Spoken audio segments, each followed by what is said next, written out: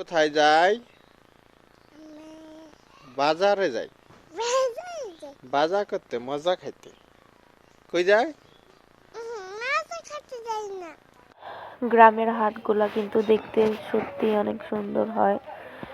শহরে কিন্তু অনেক ধরনের বাজার আছে, কিন্তু গ্রামের হাটগুলার দৃশ্য দেখলে কিন্তু এমনিতেও অনেক ভালো লাগে। যারা ঢাকা শহরে থাকেন তারা কিন্তু অনেকেই জানেন না যে গ্রামের হাটগুলা কেমন হয়। এই যে দেখেন, এক এক দোকানে কিন্তু এক এক রকমের বাজার উঠে। এখানে টমেটো কিনছিল, আর আমার হাজবেন্ড কিন্তু আমাকে সম্পূর্ণ সাপোর্ট করে। আপনার ফ্যামিলিতে যদি কারো অমতে আপনি ইউটিউবে আসেন, তাহলে কিন্তু আপনি এটা সফল হবেন না, কারণ দাঁড়াও, তারা ফাঁকা যদি মার আপনার মেরো না। পাশে না থাকে আপনি এই যে এদিকে কিভাবে যাও। কি করবেন?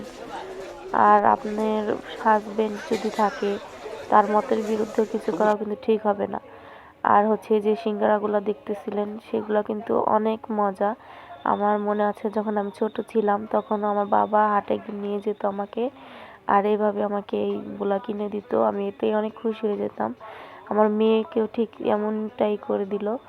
আর এদিক দিয়ে হচ্ছে মুরগি কিনছিল। এই ভিডিওগুলো কিন্তু আমার হাজব্যান্ড আমাকে নিজে করে এনে দেয়।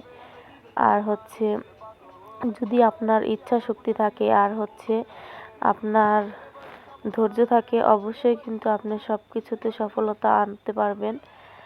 আর গ্রামের এই ছোট ছোট সৌন্দর্য মুহূর্ত কিন্তু অনেক ভালো লাগে, যা আমরা ঢাকা শহরে থাকলে কিন্তু দেখতে পারি না। আর এই যে আমার মেয়ে টুকটুক করে হেঁটে আসছিল, আর ওর বাবা ওকে ডাকছিল যে তাড়াতাড়ি আসো, বাসায় যাবা না? ওই রাস্তায় দাঁড়ায় ছিল যে তার নাকি ভালো লাগতেছে, আসবে না। পরে যাই হোক চলে আসছিল। আর আমি যেটা মনে করি যে আপনি যদি চান যে আমি এই কাজটা করব, ধৈর্য সহকারে মনোযোগ দিয়ে করেন, তাহলে কিন্তু অবশ্যই আপনি পারবেন ইনশাল্লাহ।